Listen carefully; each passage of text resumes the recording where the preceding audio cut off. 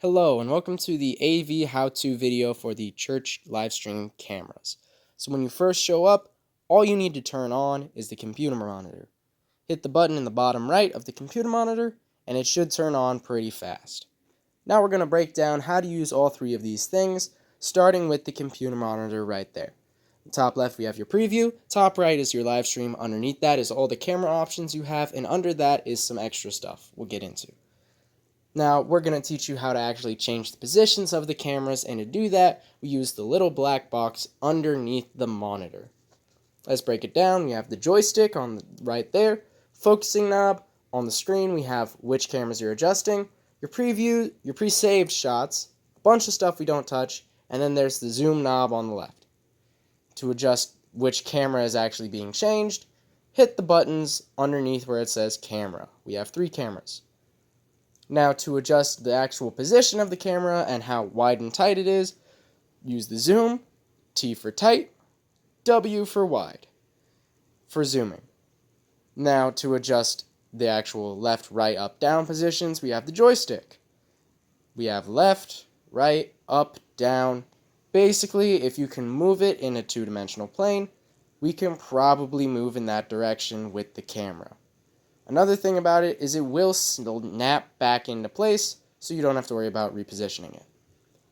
There are 3 different depths of the controller, so it can move at different speeds. Keep that in mind.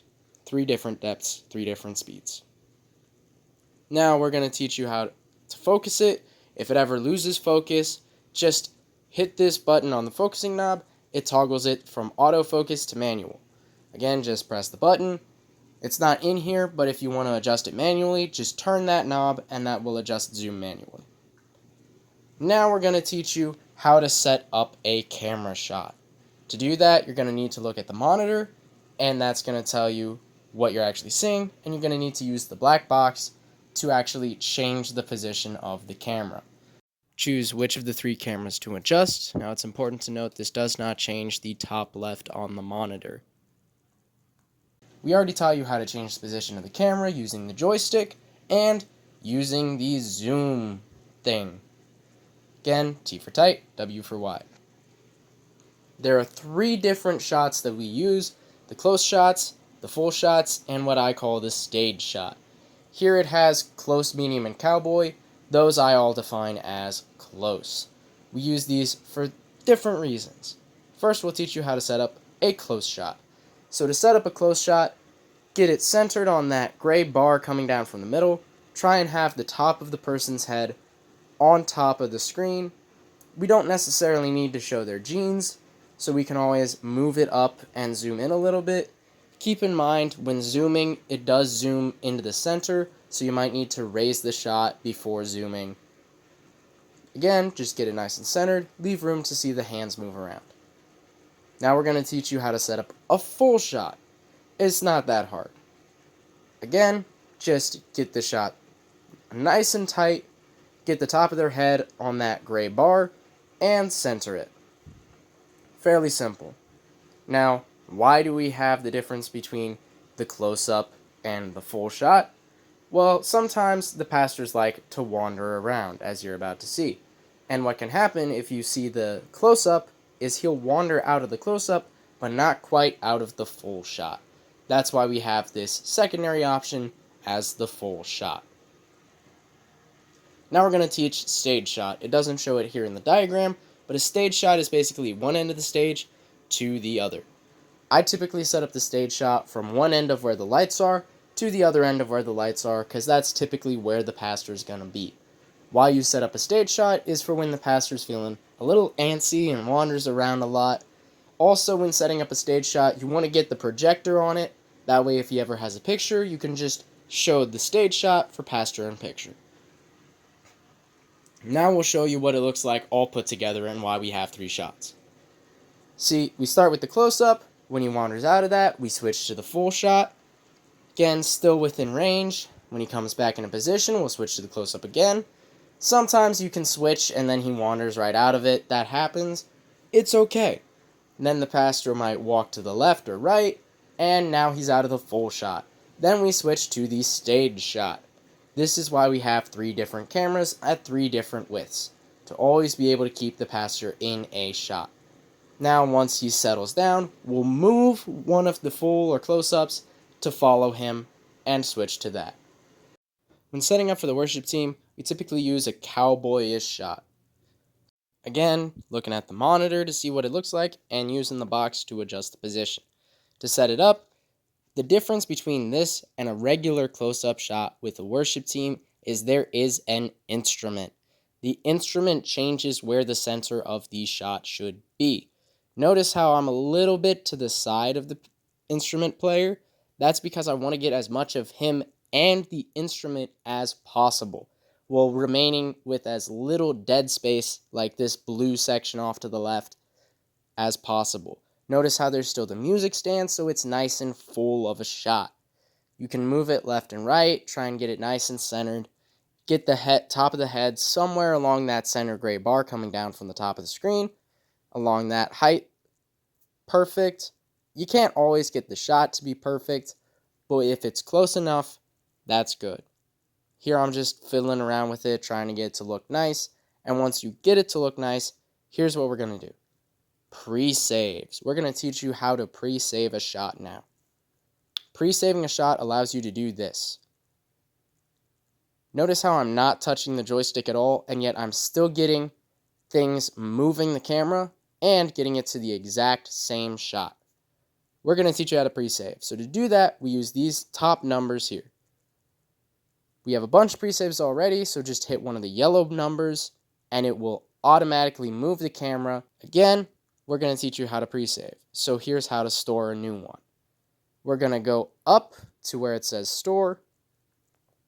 We're going to make sure we're on the right camera. We're going to choose which pre-save we want it to be. So 10 here in the instance. We're going to choose enter. And then here's the important part. Go back to view. Now you can operate as normal. And you have one new pre-save to be able to go back to that shot. Typically set up pre-saves during the worship team sound check because they're going to stay in roughly the same spot, and then you'll get almost always the same shots. Now there are position groups. 1 is the pastor, 2 is the worship team, 10 is like when they have chairs up there for an interview. These are pre-saves that we've already set up to help you. Now we're going to teach you how to adjust which camera is preview, which camera is live. So here we can adjust the preview, which is the top left, from the options of the cameras that we have, and we can adjust the live camera, which is the top right. Notice how it switches preview and live. To adjust what is the preview, we use these 2 rows of buttons here. The green button is the preview, the red button on the top row is what shot is live. To change the preview, just hit the buttons on the bottom row. Do not touch the top row, just the bottom row, to make sure that you change the preview. Changing the preview will look like this. Notice how we can change it to any of the shots. The gray box around one of the individual cameras should turn green when it becomes the preview. Now we'll teach you how to set up which shot is live. So, the live shot is the top right. Again, it switches the preview with the live. So to do that, use this button labeled Auto.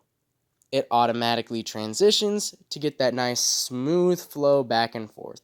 Again, the preview with the live are switched. You should see the green box turn to red when it becomes the live shot. Again, that smooth transition is what we want. You can also use this little stick to manually go through that transition. Again, notice how the red light for auto turns on. That's because you're just manually doing what the auto button does. And again, it gives you that smooth transition. This is what we want. And the joystick works both ways, so you don't have to worry about resetting it. Now we're going to teach you how to use lower thirds. What is lower thirds? Lower thirds is the little letters at the bottom of the screen there that we tend to use for worship. Also notice the bottom left-hand corner labeled lower thirds. Lower thirds is these buttons down there on the bottom right. It works just like transitioning from the preview to the live. Hit auto, not cut, and it will give you that smooth transition, turning on and turning off. Here's a demonstration of that smooth transition on and smooth transition off. Now we're going to teach you how to use the projector. Typically, you're probably never going to use this on a Sunday morning, but just in case, we're going to teach it to you right now. So, we do actually have the capability to commandeer the projector. Notice it at the bottom right of the monitor. To do this, we use these buttons in the top right corner. These buttons allow us to change where the output of this box is going. We have 4 different outputs, but we just use MEs 1 and 2. Hit ME2 to be able to adjust the projector. Now it works like a regular live stream. Change the preview. Hit auto for a smooth transition. And it should look like this. To go back to adjusting the live stream, hit ME1. And you should be back to adjusting the live stream. Now if you want to close out using the projector, go back to ME2, set things to graphics, hit auto, and get that smooth transition back. Remember to switch back to ME1 every time. Now, all you have to do is close up. To do that, just turn off the monitor using that same button. And that's it.